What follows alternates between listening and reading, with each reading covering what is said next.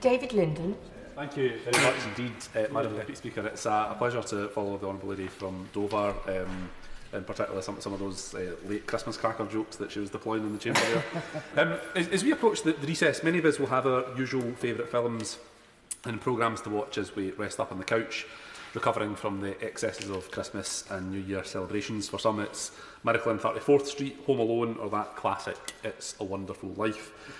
For my own part, I personally look forward to the increasingly now annual mockumentary released by Netflix, previously called Death to 2020 or Death to 2021. And I've got no doubt that Death to 2022's March segment will feature the disgraceful behaviour of P&O Ferries and its CEO Peter Hebblethwaite, who would surely make Scrooge look like Bambi, as it chronicles the outrageous decision to summarily fire nearly 800 directly employed seafarers on these islands. And in watching the Netflix mockumentary, you suddenly remember of the appalling things which have unfolded in the year just past. However, for many seafarers, including those who live in my East End constituency, the P&O tragedy is much more than a mere 3 or 4 minute segment of a documentary. Whilst the P&O dispute is long buried in most folks' memories, it's important to understand how and why we came to that position, as well as how we can improve things. Despite the previous Prime Minister, that's the second last one, saying that ministers would be taking legal action, the Insolvency Service quietly dropped criminal prosecution of P&O Ferries. And whilst the actions of P&O Ferries were disgusting and deeply unethical, it did, I'm afraid, highlight some serious weaknesses in employment law, not to mention refuelling the fire and rehire issue, which continues to plague ordinary workers and be a plaything of unscrupulous bosses in boardrooms across the land. It's why many of us in this side of the House have been disappointed that the long-awaited post-Brexit employment bill has never materialised, and I think why many of us, frankly, would be surprised to see one now this side of a general election. But the bill before the House tonight, just a day before we rise for Christmas recess, is obviously not one that should be opposed. But I think there's a broad consensus in the debate, including in the opposition, in the Conservative benches, that it is neither the silver bullet either, nor will it fix the problems which the bill seeks to remedy.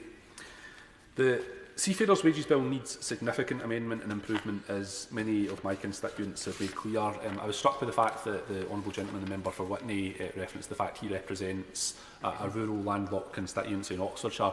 Similarly, in my constituency, I have this small city constituency where I have a number of RMT members, in particular seafarers, who work on or worked on P&O Ferries. My constituent from Barlanark wants the bill improved to increase seafarer jobs and build our green maritime skills base. I've got another constituent from Easterhouse who wrote to me and wants to see the bill amended to promote collectively bargained terms and conditions, as is the case, for example, in France. Likewise, another constituent believes this bill must support domestic seafarer jobs on the international routes, which keep the economy of these islands functioning and secure. But lastly, an email from a constituent in Sandy Hills gets to the very nub of the issue here, which is state-sanctioned pay exploitation, highlighting that P&O Ferries pay under £4 per hour on contracts of up to 17 weeks. Now, ministers regularly stand at the dispatch box and tell us that work is the best route out of poverty, but not, it would appear, if you are a seafarer. And there are many honourable members who tonight have, and I'm sure will, outline today how the bill can be improved, particularly as it moves into committee stage. But I want to touch on just a few this evening. And I'm particularly grateful to colleagues in the RMT, which I'm proud to support, for their briefing on this bill. And more generally, I continue to stand with the rail members who are engaged in industrial dispute. I've certainly been proud to join them in picket lines. I've got no expectation that my party leader will ask me to be fired or anything like that as a result of doing so. But I think back to the bill before us tonight. In short, it would be fair to say that the bill must be widened in scope. I think, in my opinion, and that of many others, that the bill is far too narrowly drawn, a point that was made by peers when it started its legislative journey in the other place. And so the bill would, I believe, benefit from being widened in scope to tackle some of the wider conditions which P&O and other operators use to exploit and recruit crew on pay and conditions which very much undercut UK-based seafarers and responsible operators. But, Madam Deputy Speaker, fundamentally, In its current form, this bill does not address the nationality-based pay discrimination on ships which routinely work from UK ports. That's regardless of flag or crew nationality. There is, Madam Deputy Speaker, a real risk that this bill passing unamended would lead to avoidance techniques such as port call schedules have already been referred to. Basically, in short, port hopping becomes far more likely the more frequent a vessel calls at a UK port.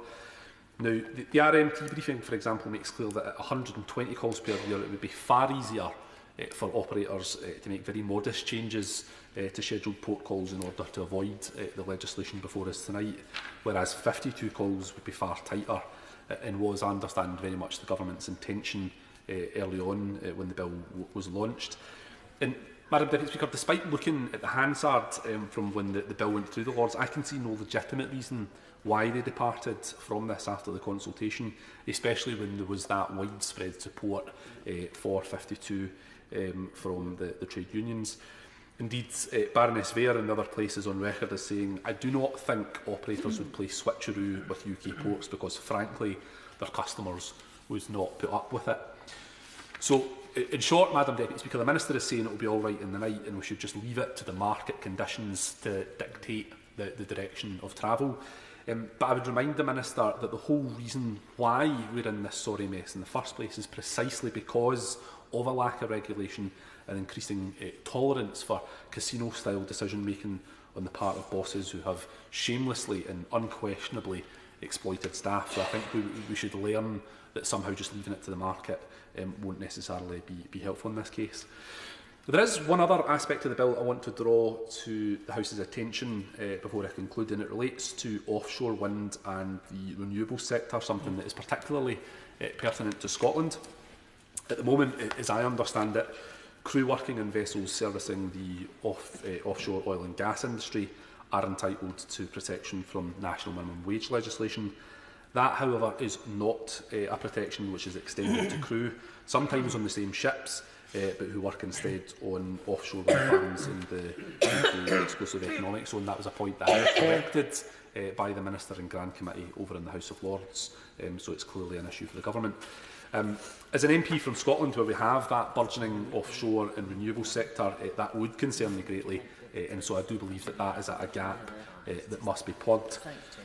Now, all of this, Madam Deputy Speaker, makes the point that the bill before the House tonight falls short of what is expected as a result of the debacle from P&O, and indeed the unintended consequences of not tightening up legislation will, once more I'm afraid, lead to future parliaments only having to come back and fix many of the issues which have been highlighted tonight, and will instead only prolong that injustice that has been faced by our seafarers.